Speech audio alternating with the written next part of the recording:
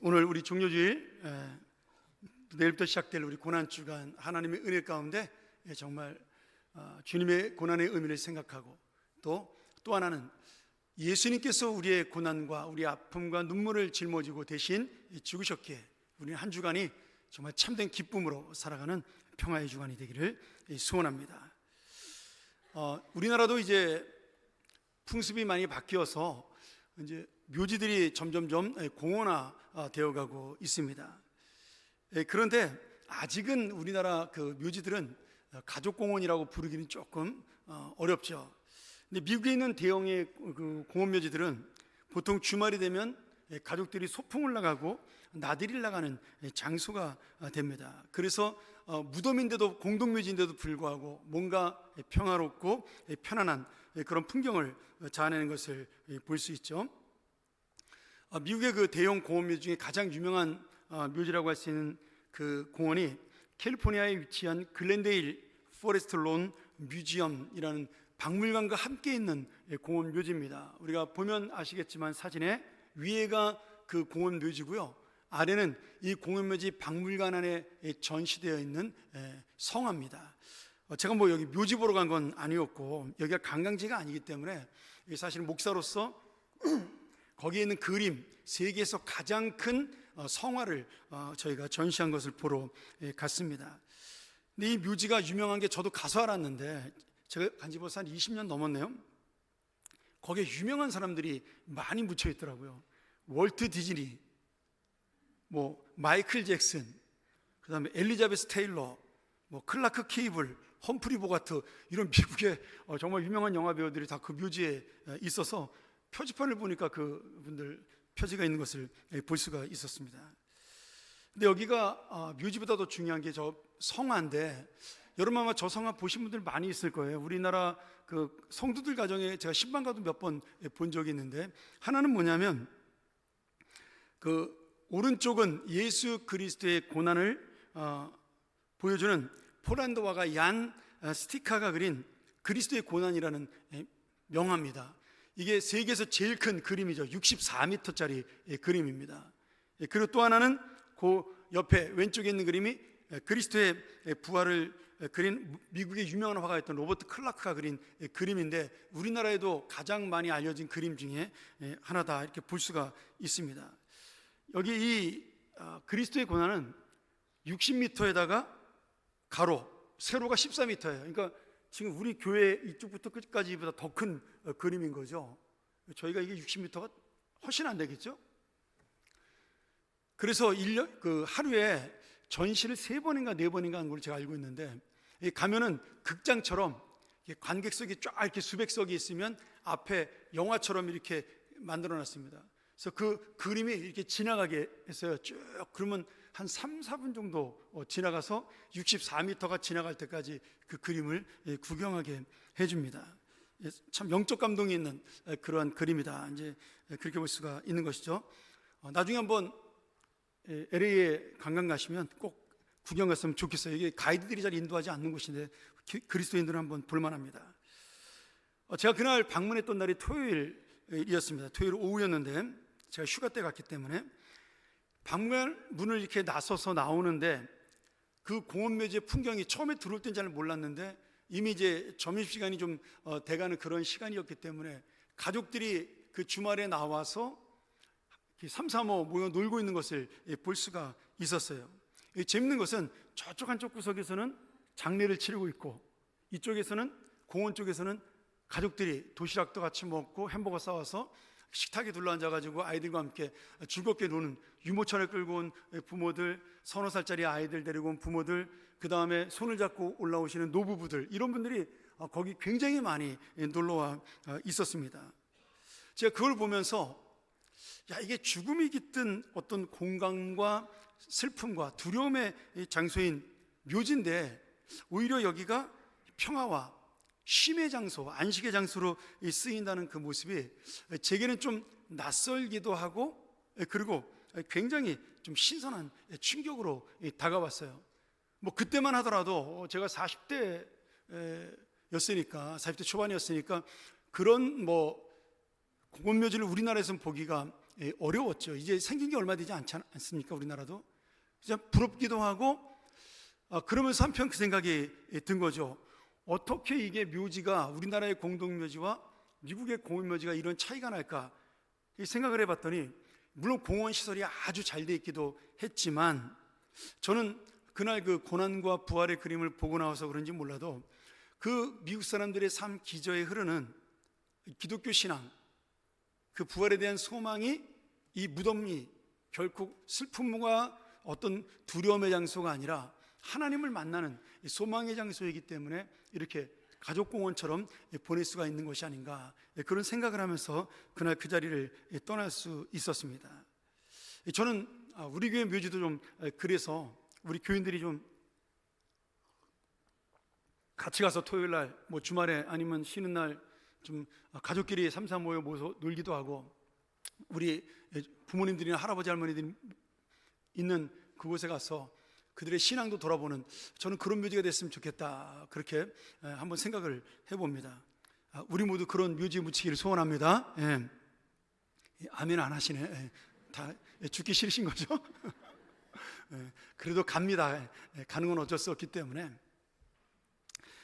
오늘 우리가 이 종려주일날, 사실은 종려주일이면서 이제 고난주간이 시작되기 때문에 예수님께서 이제 겪은 고난에 대한 우리가 은혜를 나눌 필요가 있는 것이죠. 근데 오늘 저는 이 말씀을 가지고 예수님의 죽음과도 같았던 이스라엘 백성의 그 고난의 삶, 그들이 스스로 자신을 죽음이라고 여겼던 그러한 고통의 삶에서 부활로 회복하신 예수님의 은혜가 이들에게 어떻게 임했나를 오늘 말씀을 통해서 살펴보기를 원합니다.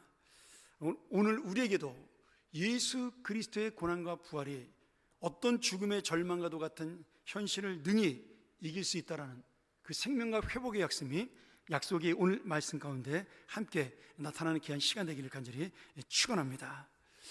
우리가 세상을 살아가다 보면 뭐 그런 일을 종종 만나죠. 사방이 꽉 막힌 듯한, 이것은 이제 성경에서는 이제 사방이 답답하게 우겨쌈을 당했다, 이렇게 표현하고 있는데, 또는 내 힘으로 어찌할 수 없는 뭐 절망의 순간들, 뭐 예를 들어 뭐 갑자기 제가 시한부의 선고를 받거나 암 진단을 받거나, 또는 재정적인 파탄에 이르는 날을 만났을 때, 또는 정말 사랑했던 사람과 헤어지는 그런 죽음의 고통을 겪었을 때, 아니면 내가 영적으로 너무 힘들고 어려운데 하나님께 그래서 너무나 간절하게 기도하는데 내 마음이 답답하고 하나님의 응답이 없어 시원해지지 않을 때, 뭐 이런 여러 가지 경우들이 마치 우리가 어떤 경우에는 이 세상을 살면서도 내 마음속은 캄캄하고 답답한 이 절망의 무덤 속에 홀로 갇힌 것 같은 그런 느낌을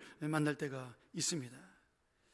그러나 오늘 이 절망의 한가운데 있던 이스라엘 백성에게 하나님께서는 말씀을 통해, 그리고 약속을 통해 그들의 무덤 같은 현실이, 우리의 이 죽음과도 같은 절망이 더 이상 슬픔이나 그리고 낙심이 아니라 새롭게 살아나는 소망의 지성소로 변화된다는 사실을 분명하게 말씀하고 있는 것이죠.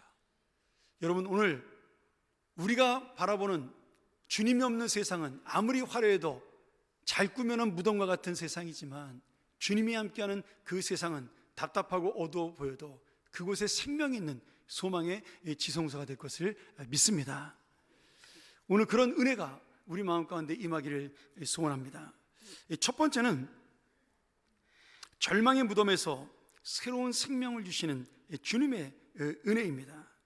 오늘 말씀은 나라를 잃고 포로로 바벨론에 잡혀가 정말 노예 생활을 하면서 그 무덤 속에 있었던 마른 뼈처럼, 저는 이 마른 뼈라는 표현이 참 와닿았어요.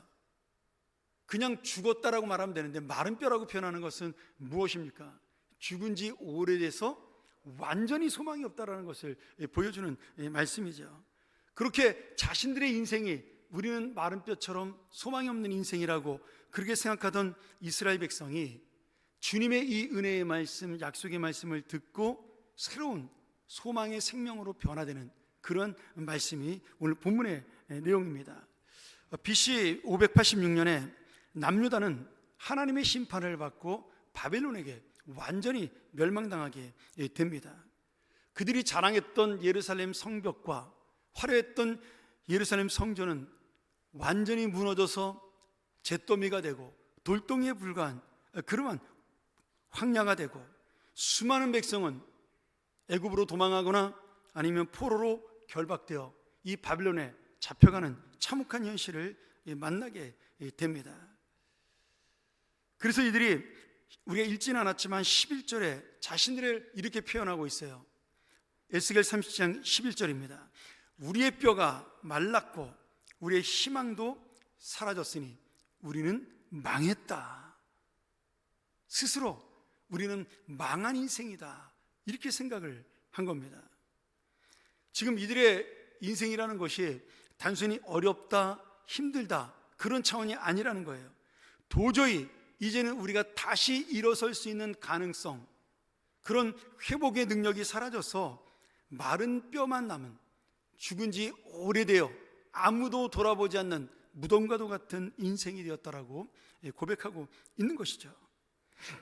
여기 무덤이라는 단어가 단순히 무덤만을 말하는 것이 아닙니다. 이 케벨이라는 단어인데, 인간의 모든 가능성이 완전히 차단된 절대적인 죽음의 공간, 절망의 공간을 의미하는 말이에요. 그리고 내 힘으로는 도저히 열고 나올 수 없는 그 돌문으로 막혀있는 그러한 완전한 어떤 낙심의 상태를 말하는 것이 바로 이 무덤과도 같은 상태입니다. 제가 그림을 깜빡 잊고 못 그렸는데, 그 이스라엘 백성의 무덤은 우리처럼 이런 분봉묘가 아니라 어떤 묘죠? 그 바위를 뚫고 그 안에, 바위가 석회로 되어 있습니다, 이스라엘은. 그래서 그냥 삽으로 파도 파요, 바위가. 그러니까 그 석회를 뚫고 동굴을 만들어서 조그만 동굴 속에 거기에 판을 놓고 거기에 사람의 시신을 그대로 올려놓습니다. 그리고 그 돌문을 닫아서 사람이 움직이지 못하도록, 사람들이 그 돌문을 움직이지 못하도록 무거운 돌문으로 그 동굴을 막아버립니다. 우리가 요한복음 11장에 나사로가 그 부활하는 장면에서 예수님께서 나사로야 일어나라 말씀하기 전에 뭐라고 이야기하죠? 사람들 보고 그 돌문을 옮기라고 말씀하잖아요. 그 말씀은 뭐냐면, 나사로가 살아났다 하더라도 그 힘으로 돌문을 옮길 수 없는 그만큼 무거운 돌문이라는 뜻을 가지고 있는 것입니다. 그러니 지금 여기 이 케베르라는 이 무덤과도 같은 공간은 죽었고 절망적이고 우리의 힘으로 회복될 수 없고 스스로 나올 수 없는 그러한 정말 어둠과 공포와 두려움의 장소인 것이죠. 그런데 이렇게 인간의 힘으로 그 무덤과도 같은 문을 열고 나올 수 없을 때, 바로 그곳에 하나님의 놀라운 역전의 역사가 시작이 됩니다. 우리가 읽었던 12절에 이렇게 말씀하지 않습니까? 나주 하나님이 말한다. 내 백성아, 내가 너희 무덤을 열어주고 무덤 속에서 너희를 이끌어 내주고 너희를 이스라엘 땅으로 들어가게 하겠다. 여러분, 이게 얼마나 놀라운 말씀이에요. 그 무덤에서 내가 너희를 살려주겠다라는 거잖아요. 살려준 것으로 끝나는 것이 아니라 회복시켜서 너희가 원하는 조국 땅으로 돌아가게 해주겠다, 이런 놀라운 약속을 주시는 겁니다. 근데 우리가 여기서 주목해야 될 것은 단순히 이스라엘 땅으로 돌아간다, 무덤 속에서 나온다, 그것이 아니에요. 지금 그것을 만드시고 이끌어 주시는 주체가 누구냐는 거예요. 그래서 나, 주가, 내가 이렇게 두 번이나 하나님께서 당신이만이 이 일을 행할 수 있다라고 주체적인 선포를 하고 있는 것이죠. 우리 이것을 하나님의 주권적 선포다, 이렇게 말씀합니다. 절망의 무덤을 여는 열쇠가 인간의 노력이나 인간의 어떤 애씀과 눈물과 고통에 있지 않고, 오직 우리를 다시 살리실 분은 생명의 주관자이신 하나님 한 분뿐이다. 우리의 삶과 상황을 바꿀 수 있는 분은, 회복시킬 수 있는 분은 이 세상을 통치하시고 나의 인생을 다스리시는 나의 왕 하나님밖에 없다는 사실을 분명하게 말씀하고 있는 겁니다. 여러분, 이것이 왜 중요할까요? 이스라엘 백성들은 그동안 하나님을 왕으로 모시지 않았어요. 인생의 주인으로 모시지 않았습니다. 그래서 지금 하나님만이 이룰 수 있다는 이 말씀이 너무나 중요한 것입니다. 그리고 그 말씀을 몸으로 보여주신 분이 누구예요? 바로 무덤을 열고 일어나신 예수 그리스도예요. 여러분, 십자가의 죽음을 당하고 무덤에 3일 동안 있으셨던 예수님을 한번 보세요. 우리는 우리의 죄 때문에 죽을 수밖에 없습니다. 누구든지 죽습니다. 근데 예수님은 하나님의 아들로 죄가 없으신 분이에요. 그럼에도 우리의 죄를 대신해서 예수님이 죽어 주신 겁니다. 우리의 죄를 대신 짊어 주신 거예요. 스스로 무덤에 들어가신 겁니다. 충분히 이 죽음을 피할 수 있었지만 오직 우리를 향한 사랑 때문에 우리의 죄를 대속하기 위하여 그 십자가의 죽음으로 가신 거예요. 여러분, 우리가 이것을 뭐라고 불러요? 복음이라고 부릅니다. 복음. 내가 절망의 무덤에 갇혀 마른 뼈처럼 시들어가고 있을 때 3일 만에 그 사망의 권세를 깨뜨리시고 우리가 열 수 없었던 무덤의 돌문을 친히 열고 굴려버리신 예수 그리스도의 은혜가 오늘 우리에게, 이스라엘 백성에게 임하신다라고 말씀하고 있는 것입니다. 할렐루야. 여러분, 아까 이야기했지 않습니까? 우리의 힘으로는 살아나도 이 돌문을 열 수 없어요. 근데 예수님은 그 돌문을 굴려버리셨다라고 말씀해요. 결국 그 말씀은 예수님이 스스로 죽음을 이기고 그 돌문을 열고 나오셨기에 우리도 그분을 붙들기만 하면 그 부활의 회복으로, 영광으로 함께 갈 수 있다는 것을 말씀하는 증거가 되는 것입니다. 오늘 여러분, 내 힘으로 해결할 수 없는 문제들, 나의 능력으로 회복할 수 없는 아픔들, 그 현실 속에 우리가 지금 눈물을 흘리고 탄식하는 분이 있을 줄 믿습니다.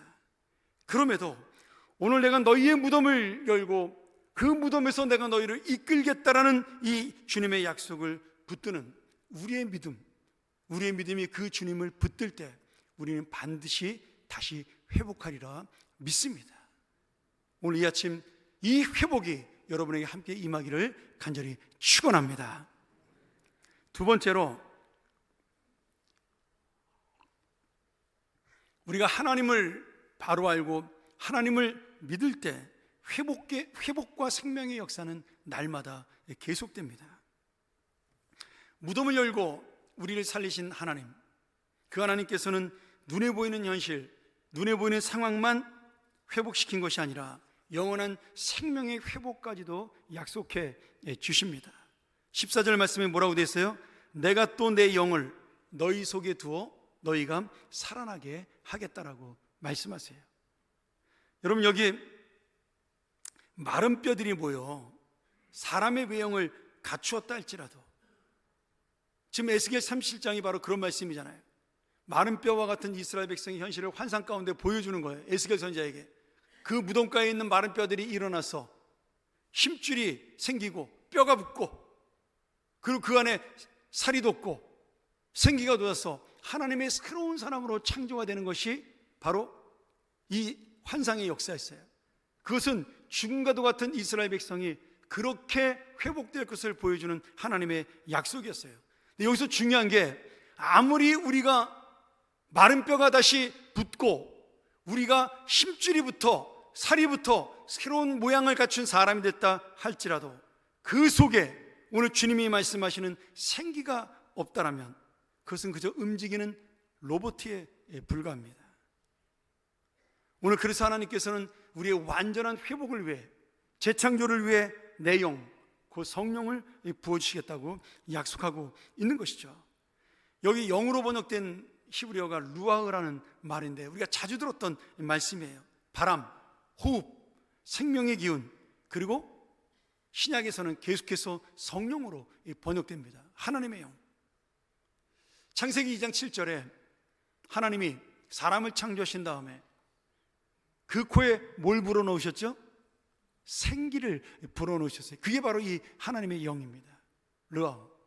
우리가 하나님의 형상이 된 것은 하나님의 영이 우리 안에 들어왔기 때문에 하나님의 형상이 된 것이에요. 겉모양이 사람이기 때문에 그런 것이 아닙니다. 하나님의 호흡이, 하나님의 생명의 기운이 내 속에 영으로 들어오신 거예요. 우리의 겉모양이 아무리 번듯해도, 내가 화려하게 영광을 회복해도, 그리고 내가 건강하고 그리고 아름다운 모습으로 다시 살아나도 우리 안에 하나님의 호흡, 하나님의 생기, 하나님의 성령이 없다면 우리는 그저 움직이는 흙덩이에 불과한 것이에요. 그래서 여기서 가장 중요한 것은 살아나는 것도 있지만 살아난 내 심령 속에 성령의 역사로 함께 사느냐예요. 오늘 내가 주님을 왕으로 모시고 주님을 나의 주인으로 모시고 주님의 마음으로 성령님과 함께 살아가느냐가 우리의 부활과 우리의 새로운 삶을 결정하는 가장 중요한 문제가 되는 것입니다. 오늘 여러분, 이스라엘 백성들은 포로 생활이 끝나고 조국으로 돌아가는 것을, 그래서 육신이 평안해지는 것을 회복이라고 생각을 했어요. 망가진 사업이 다시 일어나고 아프던 몸이 건강을 되찾고 매였던 인간관계가 풀리고, 이런 모든 것들이 눈에 보이는 그런 기적이 일어나는 것이 하나님의 회복만이라고 생각을 했습니다. 물론 맞습니다. 근데 더 중요한 회복은 뭐냐면 그 회복된 삶을 가지고 주님과 함께 오늘 날마다 살아가는 성령의 삶입니다. 우리는 그것을 뭐라고 불러요? 하나님과 동행하는 삶이다, 이렇게 부릅니다. 내가 아무리 지금 이 땅을 걸어다니는 살아있는 사람처럼 보여도 그 안에 성령이 없으면 그는 화려한 이 세상의 무덤을 걷고 있는 것에 불과한 거예요. 그리고 때가 되면 진짜 무덤으로 가는 것이죠. 그러나 우리는 다릅니다. 우리는 영원한 생명이 우리 가운데 있어요. 오늘 내가 다시 회복되는 것으로 끝나는 것이 아니라 영원한 생명의 소망의 회복이 우리에게 있는 것이에요. 저는 우리 교회도 그 환우들이 굉장히 많으신데 이런 은혜를 깨달았으면 좋겠어요. 내가 오늘 이 병을 고치는 것도 중요하지만 내가 정말 주님과 함께 오늘 하루를 살아가는 살아있는 영이 됐다는 것은 더 감사한 일이다. 내가 그래서 영원한 생명의 소망을 갖고 살아가기 때문에 오늘 내가 이 병 때문에 힘은 들지만 낙심하지 않는다. 오늘 그 믿음이 그들의 영혼 가운데 충만하기를 축원합니다. 하나님께서는 이런 이유로 13절과 14절에 반복해서 말씀하세요. 너희는 내가 여호와인 줄 알리라. 내가 또 내 영을 너희 속에 두어 너희가 살아나게 하고 내가 또 너희를 너희 고국 땅에 두리니 약속하니 나 여호와가 이 일을 말하고 이것을 이룬 줄을 너희가 알리라. 하나님을 안다는 말이 무엇일까요? 단순히 하나님이 누구신지를 아는 건가요? 아닙니다. 이제부터 내가 하나님과 함께하는 인생이 되겠다라는 거예요. 내 인생의 주인이 하나님이라는 사실을 깨달은 거예요. 내가 이제는 하나님의 뜻대로 살겠다라는 그런 영혼이 된 것입니다. 그게 살아있는 생명이에요. 여러분, 우리가 일주일 동안 이 고난주간을 보내면서 우리 교회가 뭐 특별한 행사를 하진 않아요. 금요일날 대신 연합기도회 때 많이 왔으면 좋겠어요. 우리 어린이들부터 어른까지 함께하는 성금요일 연합기도회. 그런데 우리가 한 주간을 보내면서 놓치지 말아야 될 것이 있습니다. 물론 360을 그렇게 살아야 되겠지만 특별히 이번 고난주간 한 주간에 정말 하나님의 뜻이 무엇인가를 여러분이 아침마다 묵상하며 하루를 시작했으면 좋겠어요. 오늘 나에게 주시는 하나님의 뜻은 무엇일까? 어떻게 보면 그 뜻을 생각하다가 힘들 수도 있고 손해볼 수도 있고 희생할 수도 있는 일이 일어날 수도 있을 것입니다. 그럼에도 한번 인내하고 참으면서 한 주간을 보내보셔요. 저는 하나님이 분명히 여러분에게 또 다른 생명의 소망을, 더 놀라운 회복의 능력을 허락해 줄 줄로 믿습니다. 오늘 여러분, 이스라엘 백성들은 평안할 때, 행복할 때 하나님을 잊어버렸어요. 그들은 잘 먹고 잘 살게 되니까 더 좋은 걸 얻기 위해서 우상을 쫓아갔습니다. 그것이 헛된 것인 줄도 모르고 잘못된 우상을 쫓아간 것이죠. 그 내 육신과 욕망을 가지고 살았어요. 하나님의 뜻은 저 멀리 보내버리고 내가 지금 당장 눈에 보이는 내가 얻기 원하는 것들을 찾으며 그들은 살아갔습니다. 그러나 그들이 이 바벨론과 같은 무덤에 갇힐 때, 그들이 포로된 자의 그 억눌린 인생이 되었을 때, 도저히 내 힘으로 이 현실과 상황을 이길 수 없다라는 그러한 마음을 갖게 되었을 때, 그들은 하나님만이 진정한 구원자요, 철저히 내 인생의 왕이라는 사실을 깨닫게 된 것입니다. 여러분, 이것이 진짜 회복이에요. 내가 너의 주인인지를 알아야 한다. 내가 진짜 하나님인 줄을 알아야 한다. 이것이 오늘 우리에게 완전한 회복을 주시는 하나님의 약속입니다. 나의 과거와 현재와 그리고 미래를 주관하는 분이 오직 나를 살리신 하나님 한 분임을 아는 것, 이것이 참된 회복의 완성이고 열매입니다. 사랑하는 여러분, 오늘 우리가 마른 뼈처럼 오늘 소망이 없는 정말 현실의 무덤 속에 누워 계시는 분이 계십니까? 십자가의 죽음을 이기시고 부활하신 오늘 예수 그리스도께서 지금 이 순간에 여러분을 향해 선포하셔요. 내가 너의 무덤을 열고 너를 거기서 나오게 하리라.